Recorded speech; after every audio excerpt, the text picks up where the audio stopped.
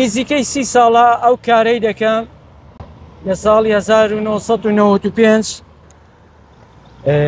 ڕۆژانە سەرقاڵین بە ئیشی نووسین و بەڕازاندنەوەی شوێنە ئەو شوێنانەی کە ئیشیان بە نووسین و ڕیکلامە.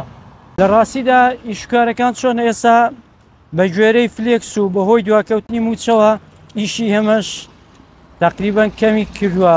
وەکو جاران کە موچە زۆر بەردەوام و فلێکس نەبوو تا ڕادەیەکی ئیشەکان زۆر بوو، بەس ئێستا بۆ ئیشی نووسینی ئێمە وەکو فڵچە ئیشەکان بۆ هەموو شوێن نابێ و فلێکسیش بۆ هەموو شوێن نابێ.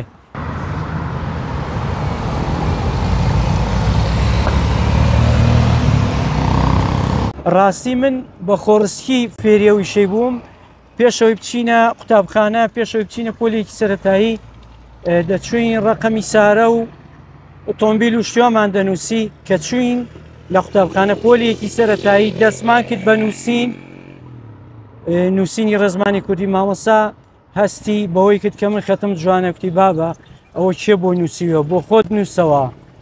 ئەمیشتم وەڵام مامۆستا بۆ خۆم نووسیوەتەوە. لە ڕاستیدا ئیشێکی هەتا بڵێ لە هەموو هونەرەکان خۆشەویسترە لەبەرەوەی مێژوو بەو خەتە جوانەی نووسراوەتەوە. ئیشەکەی خۆم زۆر خۆش دەوێ، وەک چۆن کاک خالید ڕەشید هونەرمەند و نووسەری بەتوانە لە گۆرانێکی دەگمەن و ناوازەدا بە ناوی ئەوین و مەعاڵ دەڵێ هێندەی دووری ئەوتەبقەی ئاسمان،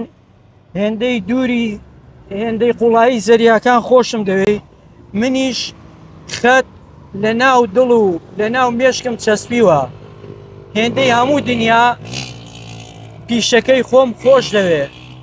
بەڕاستی هونەری جواننووسی هونەرێکی زۆر باڵایە.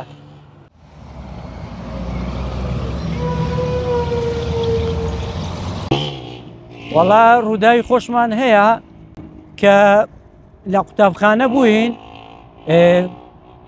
مامۆستا ئەرکی دەداینێ و ئیملامان دەکرد یان ئیمتحانات و تاقیکردنەوە ئەو شتانەمان دەکرد. هاوڕێکانم هاوپۆلەکانم زۆربەی زۆریان داهەنگوو کاک ئەحمەد دەبێ ناومان بە جوانی بۆ بنووسیەوە لەسەر کاغەزی تاقیکردنەوە. ئەوەی من زۆر دڵخۆشی دەکردم، چونکە هاوڕێکانم داوای ئەوان لێ دەکردم یەک بە یەک ناویان بۆ بنووسم. یادی بەخێر.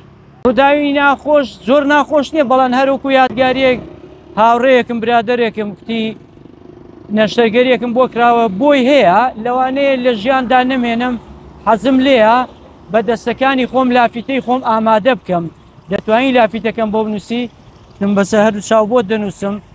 وەڵای دی لافیتەکەم بۆ نووسیە و ئێستاش لام وابێ و هاوڕێ و هەرما و لافیتەکەشی هەڵگرتووە. ژێوی ژیان باشە، وردە لەگەڵی دەڕۆین، خۆمان ڕۆژانە چەند هەبێ ئیشەکەی دەکەین.